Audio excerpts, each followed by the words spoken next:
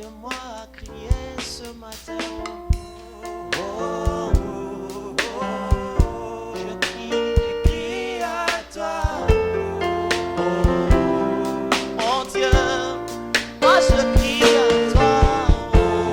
Oh, oh, oh. Je crie à toi. Je crie à toi.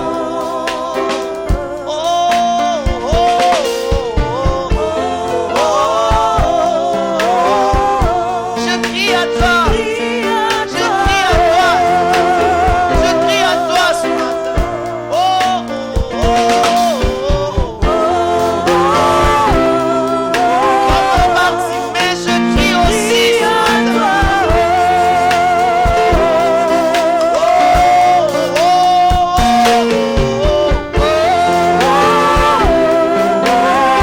Je crie à toi. Je crie à toi. Je crie à toi, Jésus. Je crie à toi. Je crie à toi. Je crie à toi. Seigneur, ce matin, je viens crier à toi. Je viens ce matin crier et te dire que je ne sais pas parler. Je viens crier ce matin et te dire que je ne peux rien sans que tu ne puisses, oh Dieu, me capaciter, m'amplifier. Je ne peux rien sans que, Seigneur, tu ne puisses, oh Dieu, me donner encore beaucoup d'habilité pour parler à ce peuple. Je suis comme un Moïse, je bégaye, Seigneur. Envoie-moi ton Aaron qui est le Saint-Esprit, qui me permet de parler sans que mes talents ne fonctionnent, sans que, Seigneur, mes capacités propres ne puissent fonctionner. J'ai besoin que tu m'amplifies, oh Dieu, par tes capacités spirituelles, afin que je ne dise rien pour impressionner, que je ne dise rien pour prouver que je sais, que je ne dise rien pour te montrer que je connais, mais que je ne dise que ce que tu m'as demandé de dire à ton peuple dont je fais partie. Merci Seigneur, gloire à toi.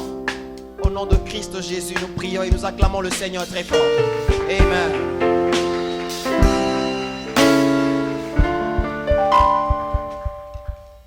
Amen. Alléluia. Gloire à Dieu pour ce matin.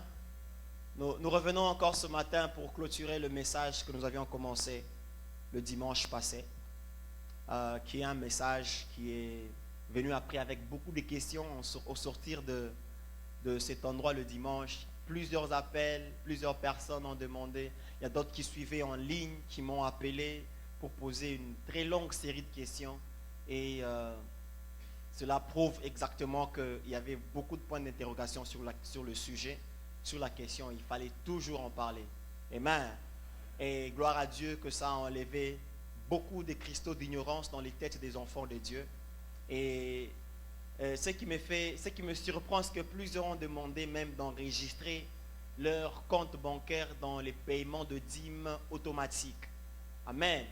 Je crois même qu'aujourd'hui, par la grâce de Dieu, si moyen il y a, avant que je ne quitte cette chair, je peux avoir le coordonnées ici, que je veux devoir donner une bonne fois pour toutes à l'église, même ceux-là qui nous suivent en ligne.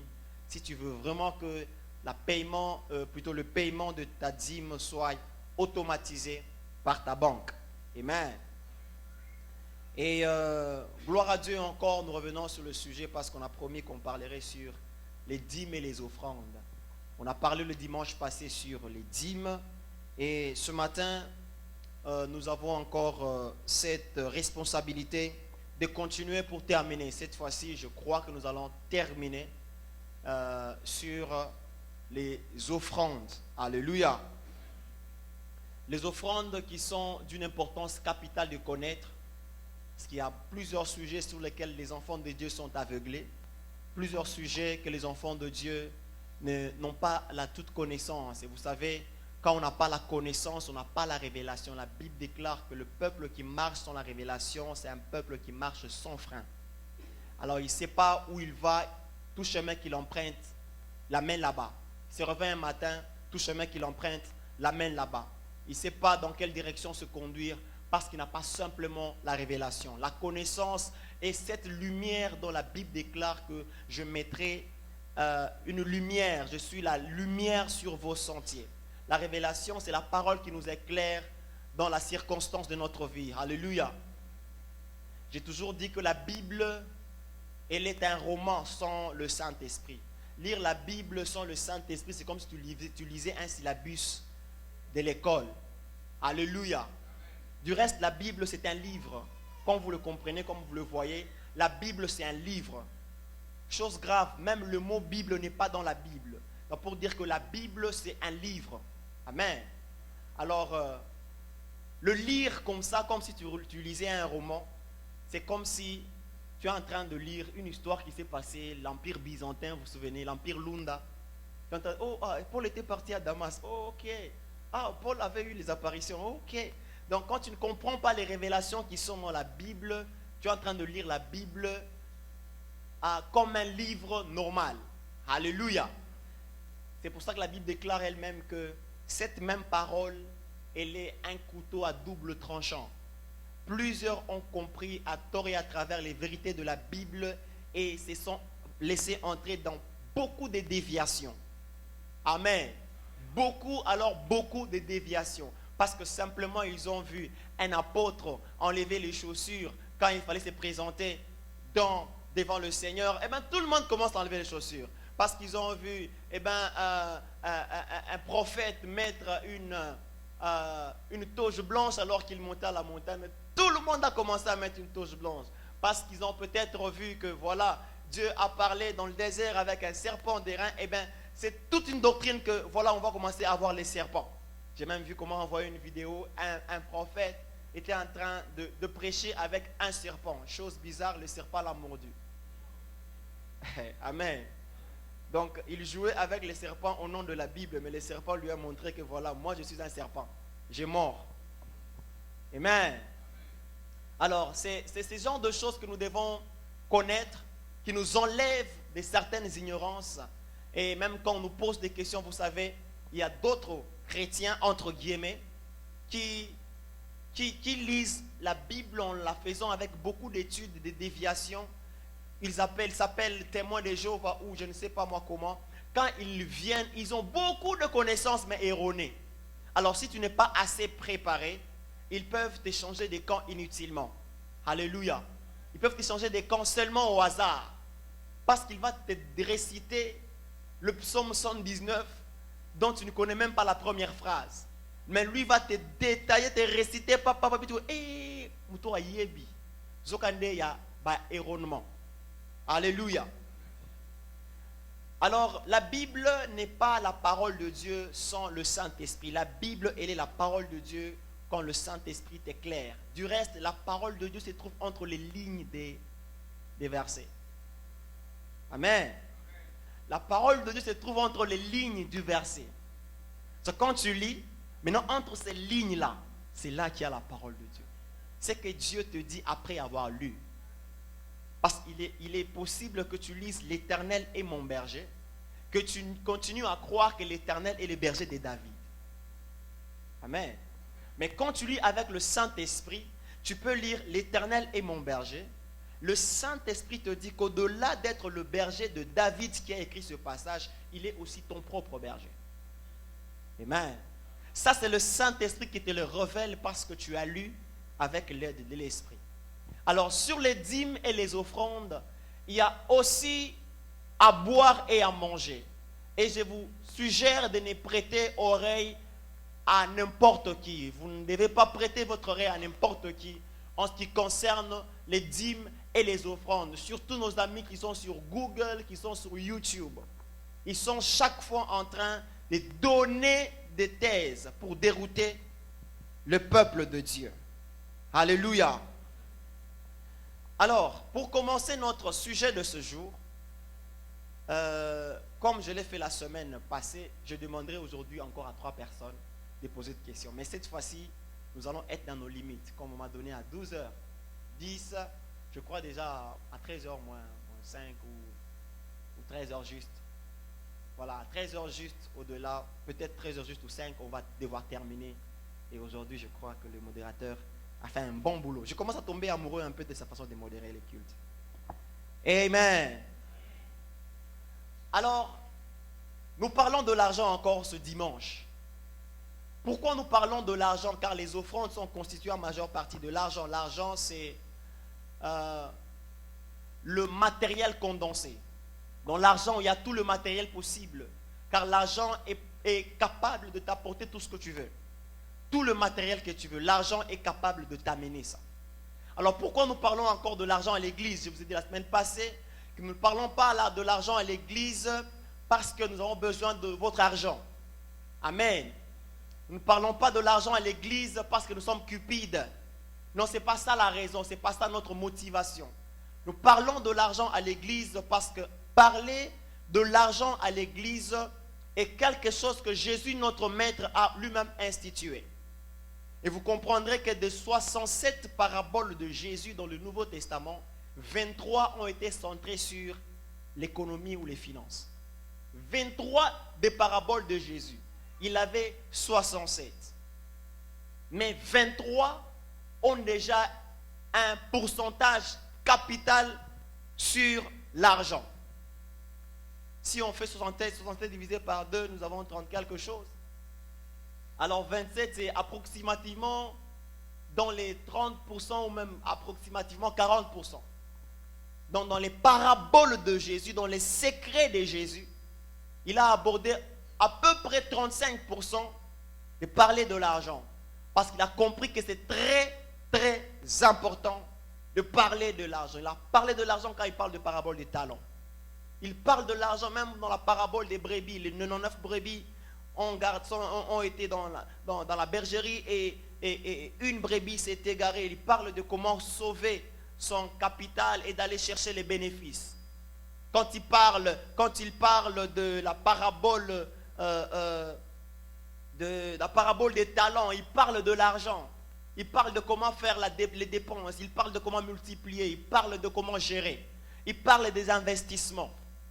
Il parle de l'argent. Il montre l'argent au temps de Pierre pour pêcher les poissons. Il dit, ok, va pêcher les poissons et tu trouveras l'argent. C'est l'argent dont il était question. Alléluia. Il regarde dans les paniers des offrandes quand cette dame est venue déposer son offrande dans un culte régulier, dans la synagogue. Alors Jésus n'était pas effrayé de parler de l'argent au milieu des scribes, au milieu des pharisiens qui étaient ancrés dans la loi. Alors nous ne serons pas aussi effrayés de parler de l'argent à l'église parce que déjà Jésus avait commencé de parler de ça. Alléluia. Parler de l'argent aussi nous aide à nous débarrasser du matérialisme. Le matérialisme. Quelqu'un dit après moi le matérialisme.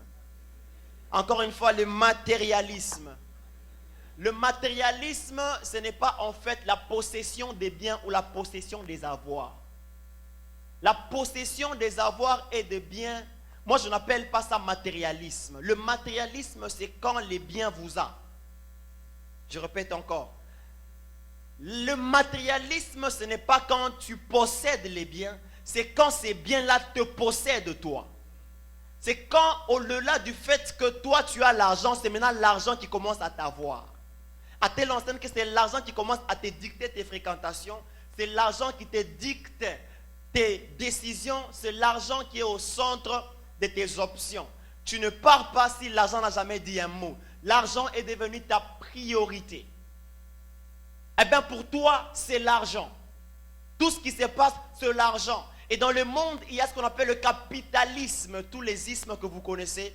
C'est en fait un système mondain pour instaurer le matérialisme. Le capitalisme, c'est le matérialisme. Parce que tout le monde veut avoir, il veut maximiser le bénéfice, il veut à tout prix que lui ait. Et à ce moment-là, c'est l'argent qui commence à le dicter. Même à l'église, quand on parle de l'argent, tu es sensible. Non, comment est-ce qu'on peut pas dire? C'est mon argent et tout. Quand on touche à ton argent, tu es énervé. Pourquoi? Parce que ce n'est en fait pas ton argent, c'est que c'est toi qui es la propriété de cet argent là-bas. Alléluia. Le matérialisme, c'est quand tu places l'argent au premier numéro de ta vie. C'est que d'abord, c'est l'argent. Je vais vous dire un secret. La chose à laquelle tu penses en premier quand tu te réveilles le matin, si ce n'est pas Dieu, donc tu es matérialiste. Je répète. La première chose à laquelle tu penses le matin quand tu te réveilles, si ce n'est pas Dieu, donc tu es matérialiste.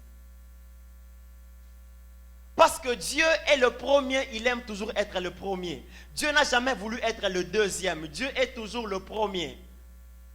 C'est pour cela que même dans les offrandes, il exigerait toujours, donnez-moi votre premier-né.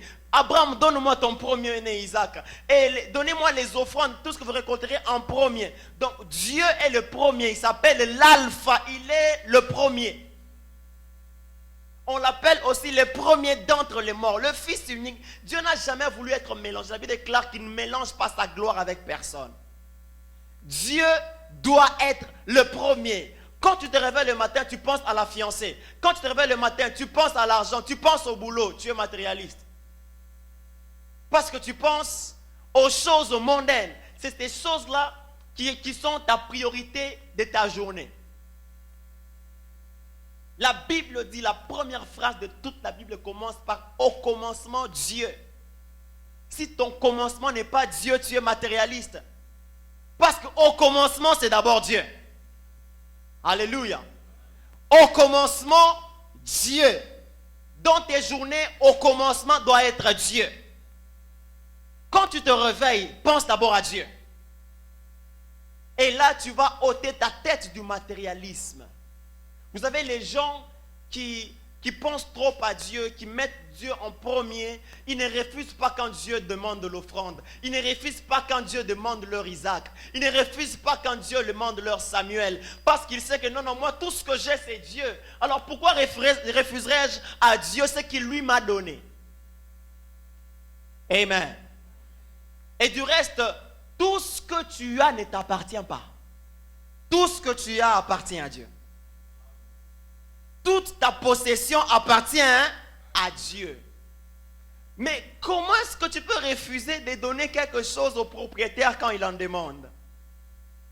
Un, c'est être orgueilleux. Deux, c'est ne pas avoir le savoir-vivre. Trois, c'est manquer le bon sens. Parce que c'est les propriétaires qui te le demandent. Amen. Nous allons voir cela tout au long de notre message. Parce qu'aujourd'hui, je suis en train de courir. Alors, c'est quoi donc une offrande? Je vous apporte une définition. Je crois que jusque-là, Google n'a pas encore reçu ça. Je ne sais pas si tu seras la première personne à proposer cela à Google. La première définition que je vous apporte, je crois même l'unique, je n'ai pas fait une autre. Ouais, c'est l'unique dernière définition sur l'offrande. Je dis que l'offrande est un acte spirituel qui exige une participation physique dans l'action de donner. Je répète pour ceux-là qui écrivent. Vous savez, c'est toujours important d'écrire. Hein? Amen. La main, c'est la mémoire. Quand tu écris, tu as le temps de retenir. Je dis que l'offrande est un acte spirituel qui exige une participation physique dans l'action de donner. L'offrande d'abord est spirituelle, mais ça exige une participation physique dans le donner. Tu ne peux pas offrir spirituellement et rester spirituel. Non, Seigneur, je te donne tout ce que j'ai. Prends. Zwangae, Zwangae, Zwanga, et puis après, ce qu'on m'a beaucoup van. Non, Zwanga, ça la geste physique. Alléluia. Nami pesi mobimba na ngai na nkolo. Qui donne $100?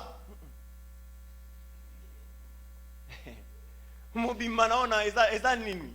Mobimba c'est tout. Quand on dit mobimba c'est tout entier. Quand on dit donner, ça veut dire que tu n'as pas de choix que de l'obéir. Alléluia. Alors, le premier point de ce message, c'est que l'offrande est d'abord volontaire. Ça, tout le monde voudrait entendre ça. Tout le monde aimerait. Ah, ils sont volontaires. Dis à ton voisin, l'offrande est volontaire. Ça, les gens aiment vraiment. L'offrande est volontaire, mais révèle le caractère de Dieu, qui est de faire quoi? De donner. Parce que Dieu, quand il a aimé le monde, il a commencé par donner son Fils unique. Dieu nous a tant aimés et il a fait quoi? Il a donné. Le caractère de Dieu, c'est l'amour. Une offrande qui n'est pas accompagnée d'amour n'est pas une bonne offrande. Une offrande qui est accompagnée des chuchotements n'est pas une bonne offrande. Une offrande qui est accompagnée des insultes n'est pas une bonne offrande. Une offrande où tu offres pour qu'on te voie, tu passes devant pour qu'on voie le modèle de ta jupe n'est pas une bonne offrande. La bonne offrande, c'est donner avec amour. Alléluia. Quand tu donnes avec amour, tu ne partiras pas dehors pour dire que dans notre église on demande trop. Et pourtant, vous savez, le comble, c'est que c'est bizarre. C'est toi qui as donné. Mais tu pars dehors pour dire qu'on demande aussi trop. Mais pourquoi tu as donné? Quand seulement tu embrasses des chuchotements dans ta façon de donner, tu as faussé ton offrande. L'offrande doit être accompagnée de beaucoup d'amour. Même dans le mariage, quand on aime, on donne. Un mariage où les conjoints ne se font pas des cadeaux, c'est un mariage, en tout cas bizarre. Hein? Vous avez peu de chances de vivre longtemps. Alléluia. Qu'est-ce que tu as préparé comme cadeau à donner à ta femme dans ces Christmas ou whatever? Qu'est-ce que tu as préparé à ton mari comme cadeau surprise? Ou oh chérie, j'aimerais préparer ceci pour te dire que je t'aime. Oh, gloire à Dieu. Parce que quand tu aimes, tu donnes. Même frère, toi qui veux épouser, tu veux t'engager dans le mariage. Sache que dans le mariage, on donne. Alléluia. On ne donne pas seulement les bébés, on donne aussi son argent. Alléluia. On fait des cadeaux each other. On fait des cadeaux, on s'est fait des cadeaux. On fait des cadeaux à ses enfants. On fait des surprises à sa famille. Tu te réveilles un matin, tu passes sans dire à personne. Et puis tu reviens avec beaucoup de cadeaux pour tout le monde, jusqu'au petit, au dernier né. Des surprises. Ah, les cadeaux. Oh, papa, merci. Oh, chérie, merci. C'est l'harmonie qui va régner dans la maison. Mais ceux qui ont kabakaté, et que vous avez un problème même dans ton mariage, tu as peu de chances de vivre une harmonie solide. Alléluia. Sœur, le frère qui vient te demander le mariage, demande-lui, est-ce que vraiment toi tu donnes? Amen. En fait, aujourd'hui, je ne vais pas commencer à prêcher comme le berger Audi. Ah, non, je vais prêcher lentement comme un prêtre. Pour que je me rassure qu'ils ont côte. Comme papa Jean-Pierre. Oh non, de Yoka. Non, l'élo est athée. Alors, prêcher comme un prêtre. Alléluia. D'ailleurs, les bons critères pour faire le choix, ça c'est un cadeau pour les célibataires. Les bons critères pour faire le choix n'est pas, oh, elle a des belles mollets, oh, elle a des formes, oh, ah, elle parle bien, oh, qu'est-ce qu'elle est jolie. Ça, c'est pas des bons critères, ça vient après. Les bons critères, c'est de savoir, est-ce qu'il est d'une bonne famille, est-ce qu'il sait respecter une personne, est-ce qu'il est poli. Ce sont les bons critères. Et non pas, non, pasteur, je l'aime. Mais il fume, mais il boit, il s'enivre, il peut te gifler un jour. Vous savez, l'être humain n'a pas la capacité de changer le cœur d'un homme. L'être humain ne peut, même ta prière ne changera jamais le cœur de l'homme. C'est le Saint-Esprit qui convertit. Alors si tu acceptes en entendant, pasteur, je l'accepte seulement, je pense qu'il va se convertir, tu te trompes. Parce que tu ne sais ni le jour, ni l'heure, ni la minute. Ah, alléluia. Nous espérons qu'il changera. Mais ce n'est pas toujours obvious, ce n'est pas toujours évident. Amen. Parce que quand il va te taper, nous serons dans l'équipe d'intercession. Loba shata rabosha. On va commencer en train de prier. Mais il est en train de taper là-bas. Amen. Alors, la deuxième forme d'offrande, une offrande On offre aussi par obéissance. Nous offrons parce que nous obéissons à Dieu. Nous offrons parce que nous croyons que offrir est une ordonnance. Nous offrons parce que nous croyons que offrir est une recommandation. Dieu nous demande d'offrir. Abraham, dans Genèse 22, a offert son fils unique parce que Dieu le lui avait demandé. Alléluia. Nous offrons parce que nous obéissons à Dieu. Nous obéissons à Dieu. Même quand nous venons, nous comprenons que Dieu m'a demandé d'offrir. C'est pour cela que je viens allonger ma main pour obéir au commandement de Dieu. Parce que Dieu veut que je lui donne. L'adoration, en fait, n'est pas... Elle n'est pas d'abord réciproque. L'adoration est d'abord flèche allée.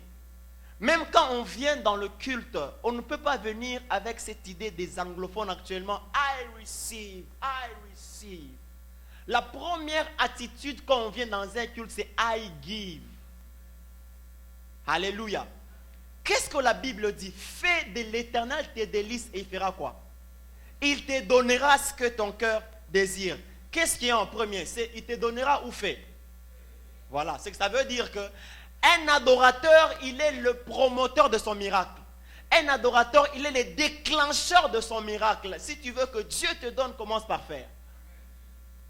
Alléluia. Fais d'abord l'Éternel. Fais d'abord de Dieu tes délices. Donne-lui d'abord. Donne-lui d'abord. Et même l'histoire d'Isaac. Avant d'abord de bénir ses enfants. Avant d'abord de les bénir. Il a dit quoi? Préparez-moi à manger. Est-ce que c'est parce qu'il n'avait jamais mangé?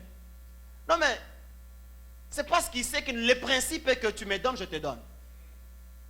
C'est comme ça, c'est Dieu. Fais d'abord de Dieu. Donne d'abord de la nourriture à Dieu. Fais que Dieu mange d'abord. Et quand Dieu aura mangé, il dira, waouh, je ne quitterai jamais la maison d'Abraham sans que je lui donne un fils. Mais avant, je mange d'abord. Amen.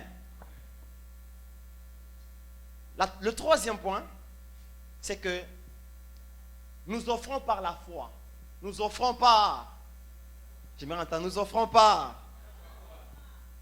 Quand nous offrons, il est d'ailleurs dit dans Matthieu 10, 35. Je voudrais que l'évangéliste soit prêt, mais il est loin.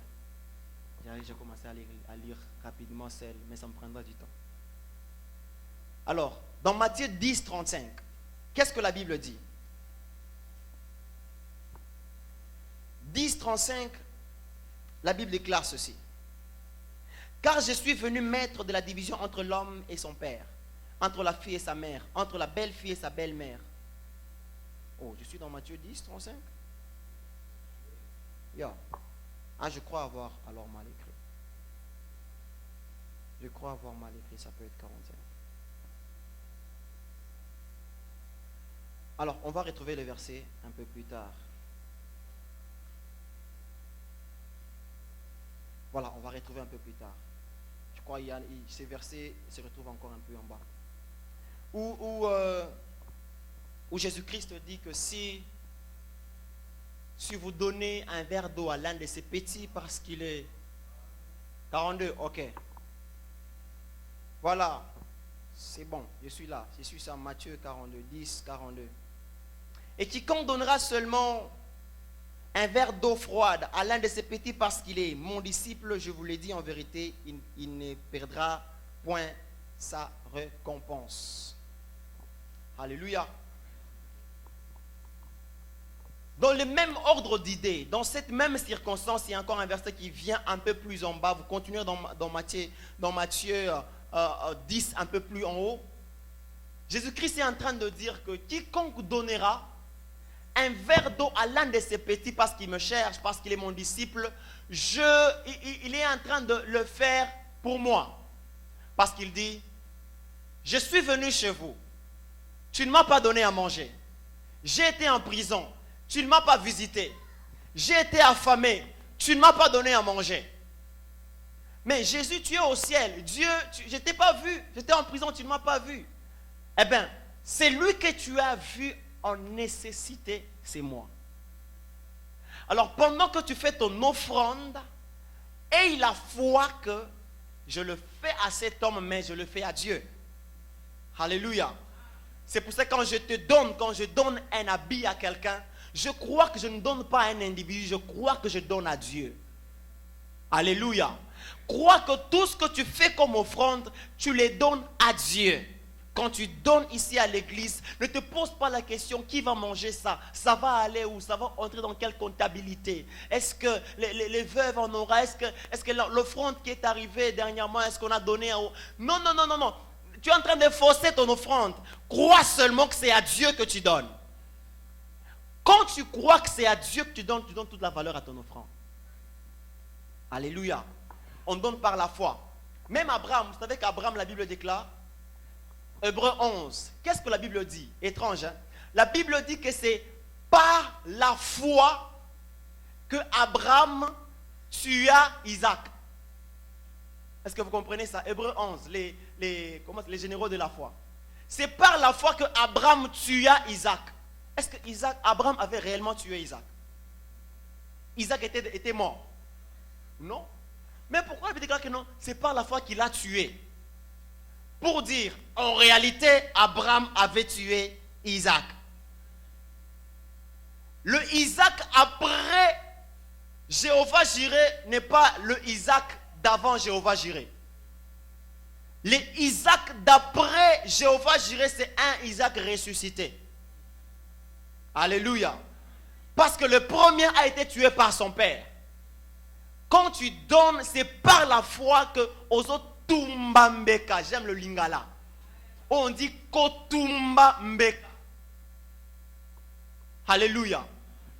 Faire les offrandes, hein? Oh, le lingala est très riche. Dieu bénisse la RDC. Kotumba Mbeka. Ça veut dire quoi en français? Kotumba Mbeka.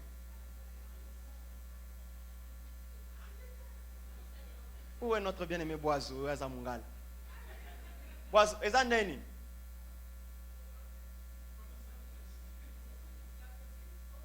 je parle littéralement. Kotumba. Et ça, Kotumba, c'est quoi en français? Brûler. Mbeka, sacrifice. Pour dire Kotumba Mbeka, c'est brûler les sacrifices. Ah, voilà. Alléluia.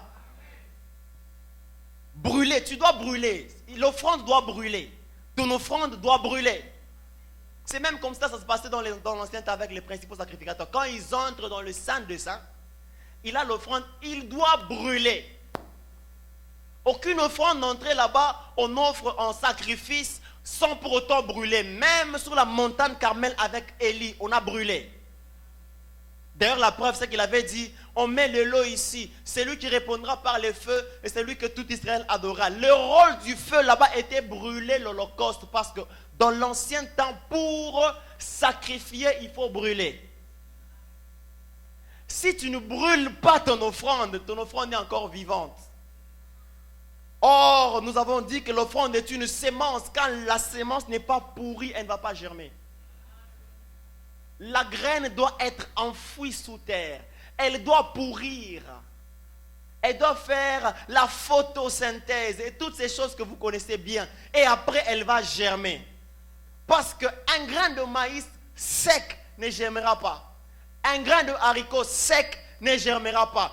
Elle doit d'abord être pourrie. Elle doit pourrir. Donc ton offrande aussi doit pourrir. Celui qui pourrit l'offrande, c'est toi. Parce que tu le fais par la foi. Je donne ça par la foi. Je ne compte pas. Je ne comptabilise pas. Oh, d'ailleurs, moi j'ai beaucoup donné. Ça ne marche pas comme ça. Non, moi quand on donne, c'est moi le premier. Ça ne marche pas comme ça. Tu fais par la foi et puis tu oublies.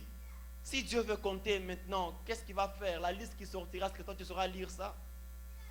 Depuis que tu étais bébé jusqu'à aujourd'hui, tu veux qu'il compte le nombre de fois qu'il t'a épargné des accidents, qu'il compte le nombre de fois qu'on voulait te manger par les sorciers de ta famille, le nombre de fois qu'on voulait t'étrangler la nuit, il est venu, il a envoyé ses anges, le nombre de fois que tu devais mourir, le nombre de fois que tu devais échouer, le nombre de fois que tu devais même rater l'interview. Alléluia. Mais Dieu ne compte pas ça, mais pourquoi toi tu veux lui compter? Non Seigneur, moi je donne beaucoup d'ailleurs, tu sais. La philosophie dans les offrandes n'existe pas. Alléluia. Alors, on offre aussi, gloire à Dieu, le temps est en train de me faire un bon service. On offre aussi parce qu'offrir est un acte d'adoration. Dis à ton voisin, acte d'adoration. La première fois que le mot adorer se trouve dans la Bible, c'est dans un contexte d'adoration. C'est Abraham. La Bible déclare, il partait, il dit, car moi et mon fils allons à cette montagne. Pourquoi? Voilà. Il partait avec Isaac à la montagne pour adorer. En réalité, dans la culture araméenne, quand on veut adorer, on doit apporter son offrande. On doit apporter. Ah, Dieu merci, Dieu merci. Il n'y a pas de culte sans offrande, frère. Quand chaque fois il y a culte, l'offrande doit être à côté. Chaque fois que tu montes à la montagne Morija de ta vie, tu dois toujours avoir ton Isaac. Ah, les lecteurs de la Bible sont dans la salle. Les lecteurs de la Bible, amen. Chaque fois que tu montes à la montagne Morija de ta vie, tu dois te rassurer que ton Isaac est avec toi. Parce que si ton Isaac n'est pas là, Dieu ne pourvoira pas. Il pourvoit parce que tu as ton Isaac. Dieu ne donne pas la provision quand il n'y a pas de vision. La vision vient en premier, la provision t'attend à la montagne. Alléluia. Offrir, c'est adorer. Quand on donne, on adore le Seigneur. Quand tu offres tes offrandes, tu es en train de faire un acte d'adoration, un acte de respect. Adorer, c'est le culte. Adorer, c'est la chose la plus importante du monde. La chose pour laquelle Dieu t'a créé. Dieu ne t'a pas créé pour te marier. Dieu ne t'a pas créé pour monter des avions. Dieu ne t'a pas créé pour chanter ou whatever. Dieu ne t'a pas créé. Dieu t'a créé d'abord pour adorer. Car la Bible dit que le Père cherche une race. Elle s'appelle les adorateurs qui adorent le Père en esprit et en vérité. Le Père ne cherche pas les évangélistes. Il cherche les adorateurs. Tu peux être adorateur. Tu es adorateur, mais après tu es évangéliste. Premièrement, on est d'abord adorateur. Alléluia. Tu es adorateur Félix, adorateur Jean-Pierre, adorateur Joël, adorateur Israël, adorateur Eddie. C'est ça. On commence d'abord par être adorateur avant d'être ce que le monde pense que nous sommes. Avant d'être pasteur, tu es d'abord adorateur. Avant d'être apôtre, tu es adorateur. Avant d'être bishop, tu es d'abord adorateur. Tu te prosternes devant un créateur. Alléluia. Si tu ne te prosternes pas devant le créateur, donc tu es soit le créateur, tu es soit le propre idole de ta vie, ou soit tu es un vrai idolâtre. Amen. Alors, allons maintenant aux sortes d'offrandes. Les sortes des offrandes. Deutéronome chapitre 16, verset 16. La Bible dit, ne vous approchez pas de l'Éternel main vide. Ça, j'appelle ça les offrandes des cultes. Ce sont des offrandes régulières. Alléluia. Ce sont les offrandes régulières. Évangéliste, préparez-nous encore Romains chapitre 12, verset 8, on va venir. Les offrandes de Deutéronome 16, 16, ce sont les offrandes de culte. La Bible dit, ne te présente pas devant le Seigneur main vide. Vous savez, pour bien interpréter la Bible, on ne prend pas seulement une petite phrase et en déduire déjà le sens ou en déduire déjà l'interprétation. On doit prendre le contexte. Alléluia. Car une phrase sortie de son contexte devient un prétexte. Tu dois comprendre l'interprétation de la Bible ne se trouve pas comme... Vous savez, les gens lisent comment la Bible? Ils lisent comme ça. D'autres personnes, je ne parle pas de vous. D'autres qui sont là-bas, là, au fin. Là, dehors. Ils lisent comme ça.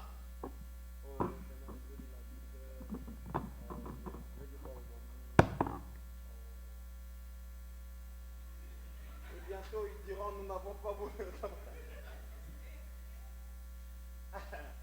Cette façon de lire la Bible, tu vas te rendre compte que tu vas un jour ouvrir comme ça, on dit, hop, et Jésus pleura. Amen. Alléluia. Les offrandes des cultes, très important. Tu dois toujours en avoir avec toi. Chaque fois qu'il y a culte, sois sûr que ton offrande est en poche. Alors, c'est quoi le contexte des offrandes de culte? Le contexte, c'était que c'était dans un événement de fête. Dieu était en train d'instituer la Pâque, l'une des fêtes les plus importantes de la Bible. D'ailleurs, parmi les fêtes les plus importantes, la Pâque peut être même la première pour nous les chrétiens de la dispensation de la grâce.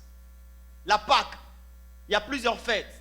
Fête des semaines, il y a la fête de la Pentecôte, il y a plusieurs fêtes. Mais malheureusement, je n'ai pas encore trouvé la Noël. Peut-être que je trouverai derrière la Bible. Alors, dans un contexte de fête, Dieu a institué la Pâque. Et dans ce même contexte, il est en train de dire, chaque fois, 3 ans, tu travailles pendant 3 ans, tu dois, le temps de culte, le jour de culte, n'oublie pas d'apporter tes offrandes de tous les 3 ans. Alléluia. Parce que Dieu ne s'est rencontré pas avec son peuple comme aujourd'hui, on a mardi, mercredi, tous on vient à l'église, on vient. Ce n'était pas comme ça dans l'ancien temps. Dieu était national, il était local. Il était trop exigeant, il exigeait même les sous-vêtements pour les sacrificateurs, excusez-moi. Dieu était très exigeant. Ce n'est pas comme aujourd'hui, Dieu. Dieu était exigeant. Il exigeait même les types de robes qu'un sacrificateur doit mettre, des tuniques. Il exigeait même dans le Nouveau Testament, Paul a dit qu'il doit être mari d'une seule femme. Alléluia. Mais aujourd'hui, on a des hommes de Dieu qui sont des maris des veuves. Oh, que Dieu nous pardonne. Plusieurs femmes. Non. Alors, on doit prendre ça en considération. Amenons nos offrandes chaque jour que nous avons un culte collectif. Je ne parle pas du culte individuel. Je parle du culte collectif.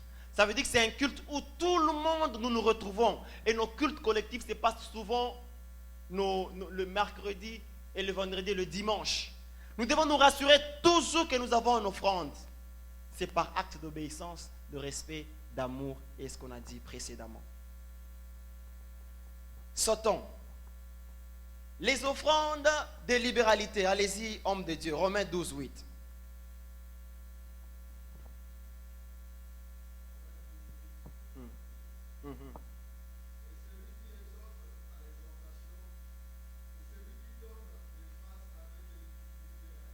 Amen. Les offrandes de libéralité. Ici, ce sont les offrandes que tu donnes de ta propre volonté à quelqu'un qui est dans le besoin, un nécessiteux. Tu vois quelqu'un qui n'a pas de chaussures, tu en as beaucoup, donne-lui. Tu vois quelqu'un qui souffre, qui n'a pas beaucoup de vestes. Toi, tu en as beaucoup comme Papa John. Donne seulement. Alléluia. Tu vois quelqu'un qui a un problème d'argent, problème de transport. Fais le montrer dans ta voiture, tu ne paies rien. Quelqu'un qui a un problème de, c'est pas moi, il a besoin d'argent. Il va te dire, non mais sincèrement, j'ai besoin d'argent. Je dois me marier, je n'ai pas encore totalisé la dot, mais j'aimerais que tu m'aides. Je ne parle pas de toi, frère Nathan. J'aimerais que tu m'aides. Est-ce que si tu en as, tu peux me donner? Oh, que Dieu nous délivre du congolisme. On a foutu l'autre dot.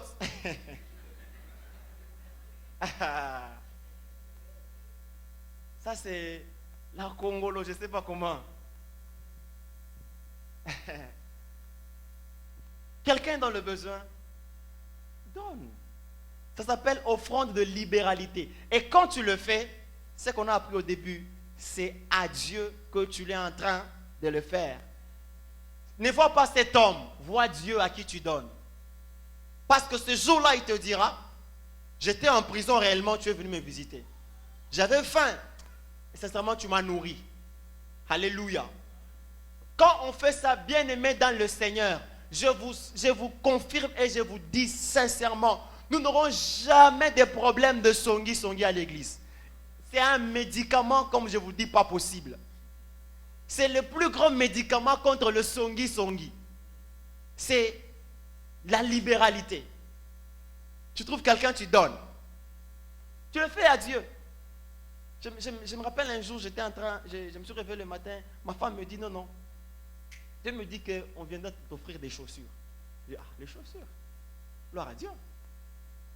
Elle m'a seulement dit ça. Non, j'ai vu que Dieu m'a dit qu'on viendra t'offrir des chaussures. Quelqu'un viendra t'offrir des chaussures. Et elle ne sait pas c'est qui. Un bon jour, je vois un homme de Dieu frapper dans ma porte. Pam, pam, pam, pam. Là, fungoli boy, champi matunga. Je dis,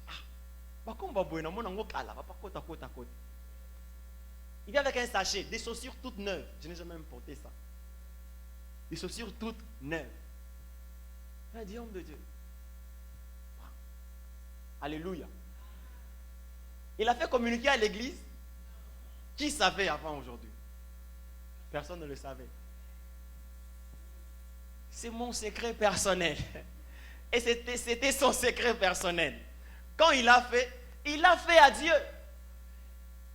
Alléluia. C'est pour ça, frère, nous aussi ayons cette culture là-bas. Seulement un matin, je pars chez Maman Ligi. Quand Maman Ligi, tu es là, oh gloire à Dieu. Je sens que Dieu m'a demandé de t'apporter quelque chose. J'ai préparé pour toi aujourd'hui. Aujourd'hui, ne pars pas au marché, ne fais rien. Je prépare pour toi. Tu apportes toute la nourriture. Alléluia. Je te réveille un matin et dis, je fais quoi? Je regarde Amazon. Je vois quelque chose là. Numéro à passe à l'ingama mingi. Je paye. Il doit être medium. Je paye seulement. Si ça ne tient pas, on va faire changer. On va return ça. Tu donnes. Et quand tu donnes, ne fais pas. Tu as donné aujourd'hui et puis tu dis, vous savez, passe là, tu vas bien. Ta veste semaine passée, là, tu vas bien. Là, on s'en lango.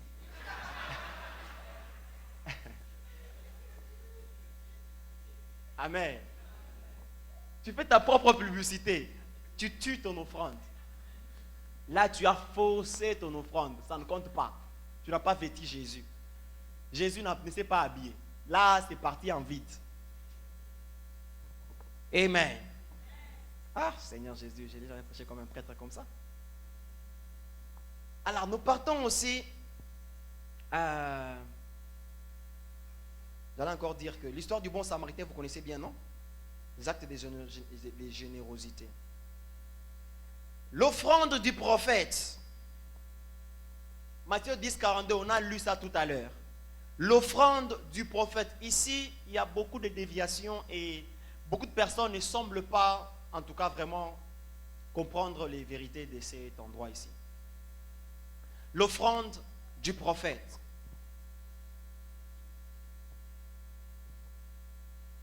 Abraham, dans Genèse chapitre 19, a vu 3 hommes. Alors qu'il était dans les chaînes de Mamré, il a vu 3 hommes apparaître au-devant de lui. Et ce qui me confirme que c'était Dieu, c'est qu'il les a appelés mon Seigneur. Ici, j'aimerais attirer votre attention. J'ai compris quelque chose ici de très fort. Abraham a vu 3 hommes et il les a appelés mon Seigneur. Abraham, tu as un problème de français, un problème de langage. Tu ne sais pas distinguer le genre pluriel et le genre singulier. Quand tu vois 3 personnes, normalement tu dois dire mes seigneurs. Mais Abraham a dit mon Seigneur. C'est-à-dire que Abraham avait vu un seul Seigneur. Et combien de personnes y a-t-il en Dieu? Il y a 3 personnes, le Père, le Fils et le Saint-Esprit. Ce qui confirme déjà que la totalité de la présence de Dieu était en train d'accompagner ces 3 personnes. Abraham a vu le Père, il a vu le Fils, il a vu le Saint-Esprit. Quand il les a appelés mon Seigneur, écoutez la tragédie. Approchez, il est fait entrer. Je vous arrête ici. Nous partons à Sodome. Ces gens-là sont partis à Sodome. Quand ils sont arrivés à Sodome, le neveu de Abraham, il s'appelle Lot. Lot regarde 2 personnes, les mêmes que Abraham avait vues, venir auprès de lui. Et les appelle comment? Mes seigneurs. Et il se prosterne. Qu'est-ce que ces gens-là ont dit? On n'entre pas. Parce que Lot avait vu les anges. Parce que ces gens-là, la Bible déclare, c'était des anges. Ils sont apparus. Alors, quand un ange vient avec la face de Dieu, tu dois le reconnaître comme Dieu. Quand il vient avec la face d'un ange, tu dois le reconnaître comme un ange. Alors, l'autre avait reconnu ces gens-là comme les anges. Il les a appelés mes seigneurs. Ces gens-là ont dit, on n'entre pas. Pourquoi? Parce que tu nous donnes un qualificatif que nous ne sommes pas. Tu veux que nous soyons tes anges, mais tu nous appelles Seigneur. Non, non. Seigneur, c'est Dieu. Nous, tu nous as reconnus comme des anges. Mais c'est lui qui a reconnu que nous étions Dieu. Il nous a fait entrer, on a mangé. Si tu ne comprends pas, suis-moi, appelle-moi après.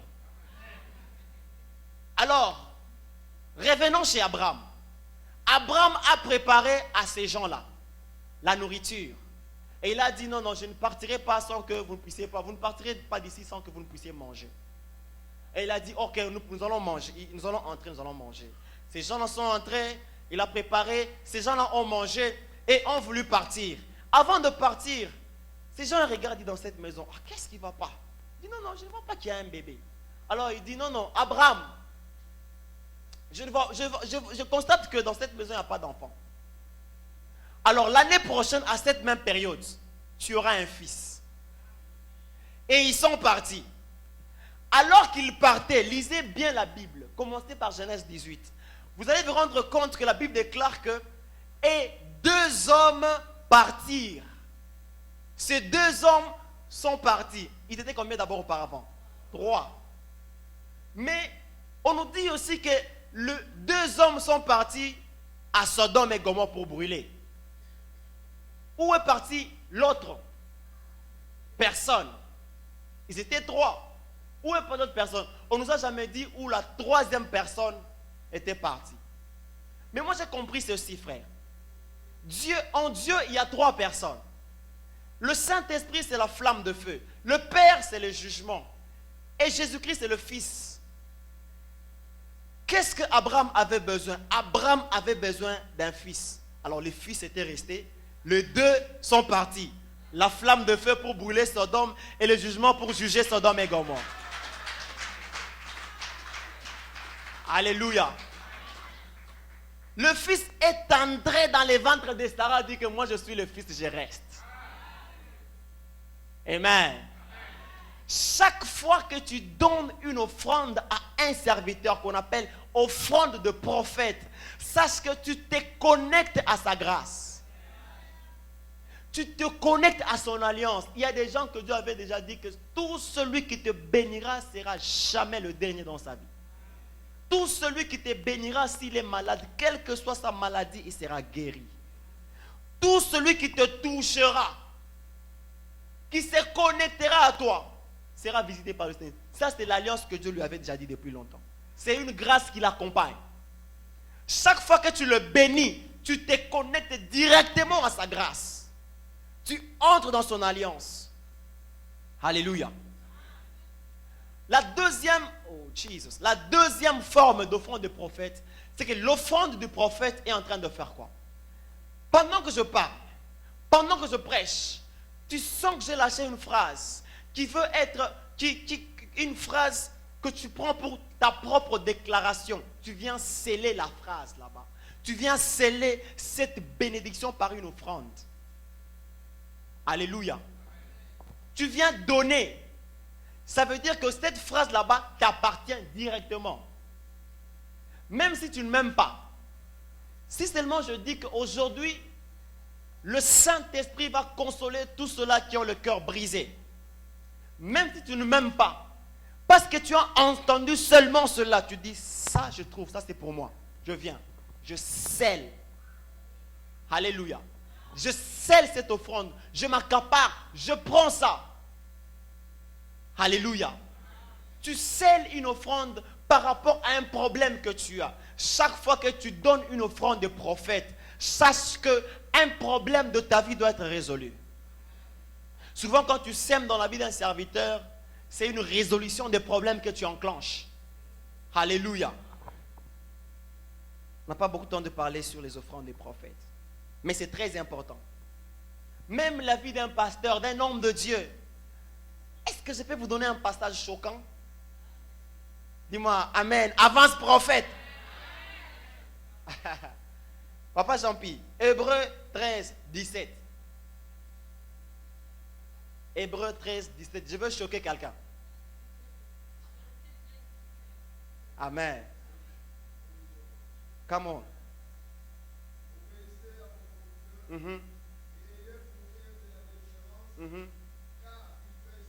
Reprenez la dernière phrase. Car. Encore une fois, papa. Avant-dernière fois. Une dernière fois maintenant.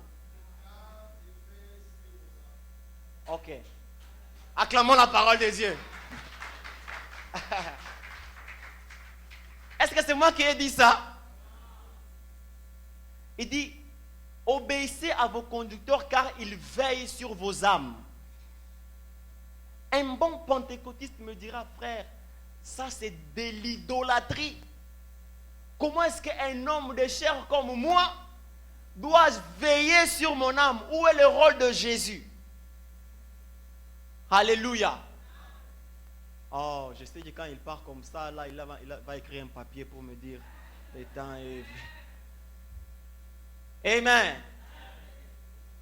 Obéissez à vos conducteurs car ils veillent sur vos âmes. Pendant que tu dors là-bas, lui il est en train de prier. Seigneur, souviens-toi d'elle. Tu l'as injuriée, mais Seigneur, souviens-toi d'elle. Que cette opération ne puisse pas se faire. Guéris, Seigneur, stabilise sa santé. Souviens-toi de sa famille. Délivre-lui de ce chaîne. Alléluia. Vous savez, des fois, l'offrande est une contrainte. L'offrande devient une contrainte parce que des fois, vous savez, on se comporte comme l'histoire de la veuve de Sarepta. Vous connaissez l'histoire? Élie a débarqué dans la maison de la veuve de Sarepta. Qu'est-ce que Élie a dit? Je suis le prophète de Dieu, tu me connais très bien. Fais pour moi la nourriture. La femme dit, il me reste que juste une poignée de farine et un peu d'huile. Et après ça, je vais mourir moi et ma femme. Le prophète dit dur de tête, il dit, seulement ça, prépare pour moi, je vais manger. Alléluia. Vous savez, des fois, on n'a pas souvent des yeux pour voir les nuages qui se forment au-dessus de notre ciel pour provoquer la pluie. Souvent, c'est un prophète qui dit, il y a déjà des nuages. Ce qu'il fait, il faut seulement faire une offrande pour que la pluie puisse commencer. Alléluia. Il sait que la saison doit changer. Des fois, nous-mêmes, nous ne nous sentons pas. Mais quelqu'un au loin va dire, pour cette sœur, je sens que le mariage approche. Je sens que quelque chose va se passer dans sa vie. Alléluia. Qu'est-ce que je dois faire? Je viens. Sœur, fais une offrande. Je ne suis pas charnel. Alléluia. Je ne suis pas charnel. J'ai constaté. Mais maintenant, la réciprocité, c'est que l'offrande que tu dois faire doit être volontaire. Convaincu par l'Esprit de Dieu en toi. Parce que vous savez, il y a d'autres personnes qui ne sont pas des envoyés de Dieu. Hein? Il veut te dire, non, Papa John, donne-moi ta télévision. Parce que je vois un esprit entrer dans la télé. YouTube n'anga moko. Alors, s'il est de Dieu, je dois sentir la conviction de Dieu de lui donner ma télé. S'il n'est pas de Dieu, en tout cas, le Saint-Esprit rend témoignage à ses enfants que nous sommes des enfants de Dieu. Nous devons être convaincus que réellement, ça, ce n'est pas Dieu. Je ne donne pas. Prophète, que Dieu te bénisse. Amen. Je pars. Je ne donne pas. Mais des fois, ne soyons pas chiches. Quand tu sens qu'une saison veut passer, quand tu sens que quelqu'un va te dire, non, non, la saison veut changer. Une nouvelle saison veut arriver à ta vie. N'hésite pas. Fais une offrande. Fais une offrande. Même quand il ne te demande pas de foi. Quelqu'un va te dire, non, sœur, je sens que Dieu me convainc de te dire que prépare-toi. un voyage veut changer le cours de ta vie. Prépare-toi. Tu dis que non, ça c'est un message de Dieu. Attends, on a ta offrande. Je scelle mon offrande. Je prépare pour lui. Comme avec de Sarepta. Même si c'est tout ce qui me restait, je donne. Et puis après, ça va déclencher. Et je vais témoigner. Ce que j'aurai ne sera même pas égal à ce que j'ai sémé. Alléluia. Nous voulons terminer. Terminons alors par ceci. L'autre forme d'offrande s'appelle les prémices. Les prémices. Les prémices dans Exode 23, 19, vous lirez à la maison. La Bible déclare, tu apporteras au sanctuaire de l'Éternel ton Dieu les premiers produits de ta récolte. Tu ne feras pas cuire un chevreau dans le lait de sa mère. Exode 23, 19. Les prémices, c'est l'offrande que tu fais à Dieu après être entré dans une nouvelle saison de ta vie. Tu viens de te marier. Tu viens d'avoir un nouveau boulot. Tu viens d'avoir une nouvelle voiture. Tu viens d'avoir quelque chose. Tu viens d'entrer dans une nouvelle saison. Tu voyages. Tu viens d'arriver aux États-Unis. Toi qui nous suis en ligne. Dieu existe les premiers-nés. Ce que tu auras en premier, ça s'appelle les prémices. Beaucoup de gens ont du mal à faire ça. Même moi, je vous dis, j'ai du mal à faire ça avant. Alléluia. Ou tu as ton premier salaire. Tu dis, mon premier salaire va chez Dieu. Tu prends tout et le pay slip. Tu déposes. Alléluia. Vous savez, la foi, quelqu'un a dit ceci.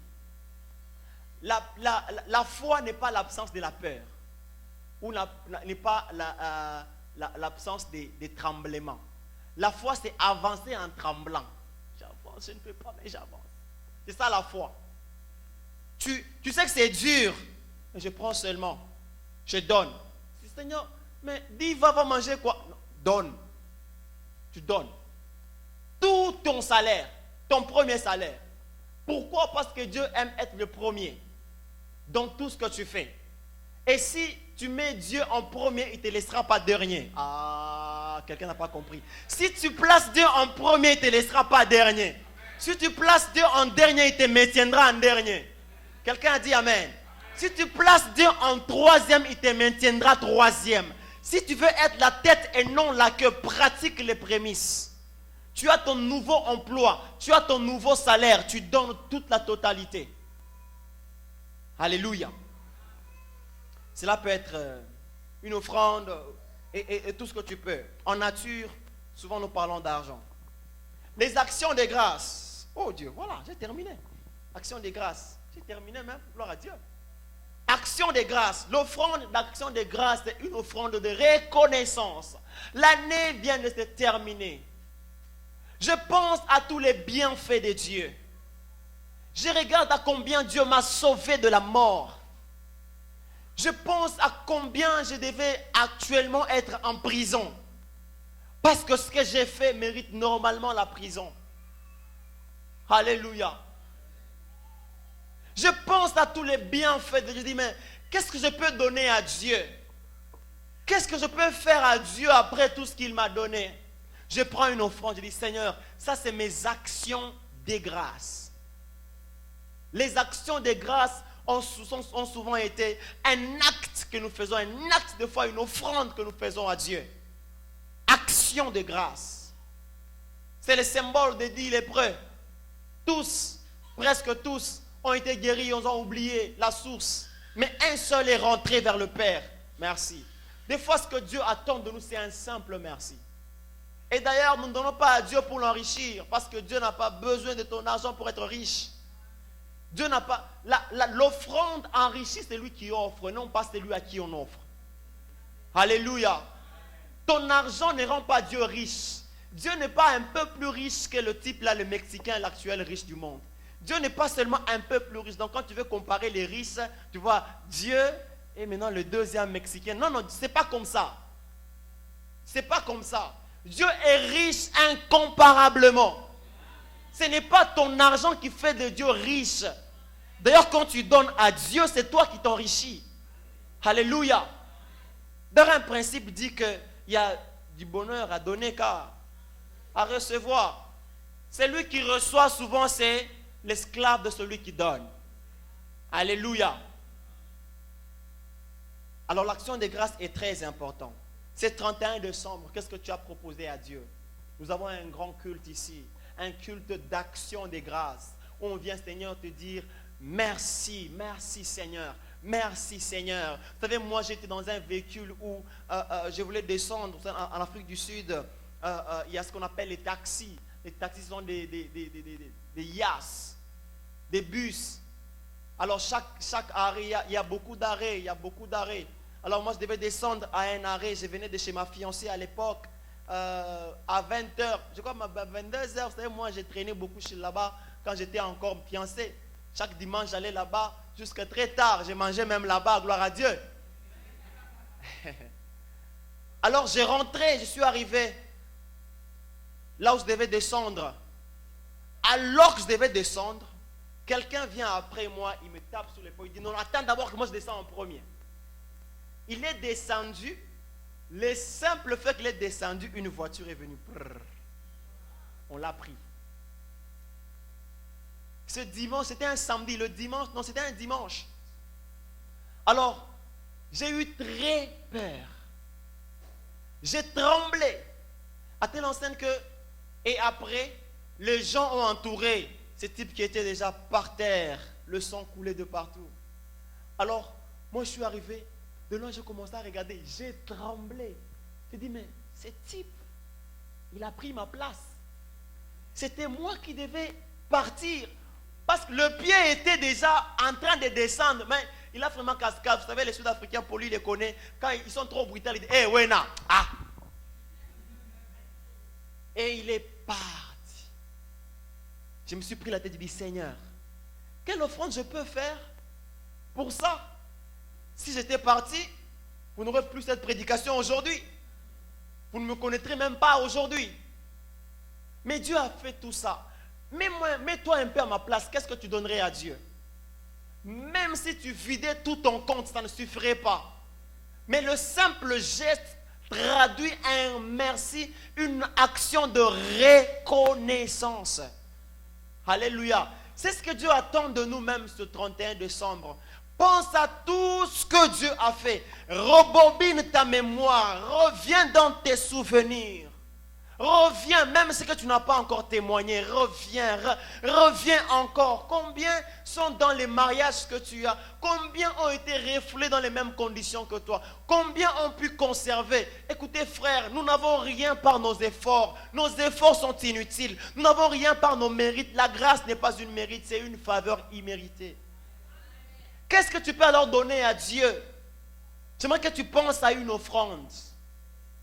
Ne fais pas cette histoire que nous, dans notre église, on demande beaucoup. Dieu, gloire à Dieu. Protocole, aide-moi avec les enveloppes. Nous allons encore distribuer aujourd'hui. Ce n'est pas une exagération, c'est la pratique de la parole. Quelqu'un dit amen parce que c'est vrai. Je n'ai pas entendu. Alléluia. L'action de grâce. Qu'est-ce que tu donnerais à Dieu? Qu'est-ce que tu as fait pour mériter ça? Regarde un peu ton background, ton niveau d'études. Est-ce que toi tu mérites être à cet endroit aujourd'hui? Alléluia.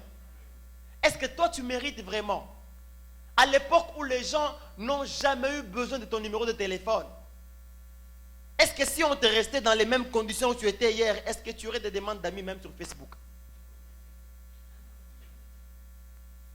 Alléluia. Parce que probablement personne n'est pensé à toi. Mais Dieu t'a ramassé là-bas, dans la foule. Dieu t'a vêti. Dieu t'a épousseté. Dieu t'a purifié dans ton sang, dans son sang. Dieu t'a lavé. Dieu t'a maquillé. Et aujourd'hui tu marches. On dit voilà un homme qui marche. Si on te prend toi comme tu étais hier là-bas, et que tu entres dans une belle famille d'autrui, qui va t'accepter? Alléluia.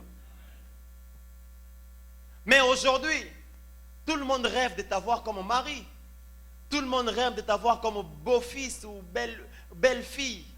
Non, mais qu'est-ce qu'elle parle bien. Non, mais qu'est-ce qu'elle est rayonnante. Qu'est-ce qu'elle connaît Dieu. Ah, qu'est-ce qu'elle est jolie. Ah, qu'est-ce qu'elle est, elle est rayonnante. Elle est ravissante. Tu as des demandes d'amis, des demandes de fiançailles, des demandes de tout ce que tu connais. Alléluia. Combien de fiancés serais-tu capable de compter aujourd'hui, même les demandes de fiançailles? Mais aujourd'hui, tu as toute une liste. Même les hommes de Dieu sont sur la liste. Tu attends toi-même répondre. Tu dis, ah, frère Apocalypse. Non, pas d'abord. Frère Chronique. Frère Chronique. Non, pas. Frère Jérémie. Non, pas les nôtres, s'il vous plaît. C'est pas. Ceci appartient à Béni. Alléluia. La grâce de Dieu. Tu n'as jamais mérité. Je t'assure, tu n'as rien. Tu n'as jamais mérité. Tu n'as jamais mérité. Jamais alors jamais. Jamais, jamais. N'était bon pour la poitrine. Ne gonfle pas inutilement, frère. Dieu résiste aux orgueilleux et fait grâce aux humbles. Reconnais que tout ce que tu as, c'est Dieu qui t'a donné. Sois humble. Alléluia. Sois humble. Des fois, même si tu t'appelles grand prêtre, sois grand prêtre humble. Alléluia. Après ces enveloppes, parce que je crois que tout le monde prendra ces enveloppes, ça je sais, par la grâce de Dieu, à moins que tu aies été contre ce message, tu dis que tu vas me poser des questions après. Là peut-être. Mais je crois que tout le monde au moins prendra cette enveloppe. Et par la grâce de Dieu, vous savez, j'ai aussi une petite grâce, par la faveur de Dieu. Je vais aussi dire quelques paroles, papa. Alléluia. Je dirai aussi quelques paroles. Et le Seigneur va faire quelque chose de bon pour toi. Alors, quand tu as pris cette enveloppe, il y a ce qu'on appelle le vœu. Alléluia. Après avoir pris ça, qu'est-ce que tu as fait? Tu as fait un vœu à l'Éternel d'une offrande qui s'appelle action de grâce. Alors le vœu est aussi très dangereux. Avant que tu le prennes, réfléchis. Alléluia. Avant de prendre ça, d'abord, réfléchis. Papa Jean-Pierre, avant de regarder à la montre, lisez-nous Proverbe 20-25.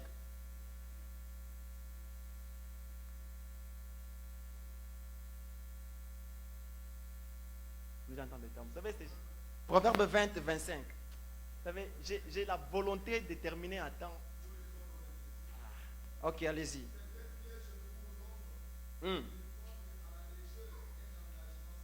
Amen.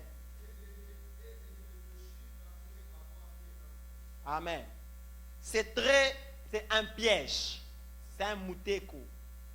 De prendre à la légère un engagement sacré. Parce que tout ce que nous faisons ici, c'est sacré.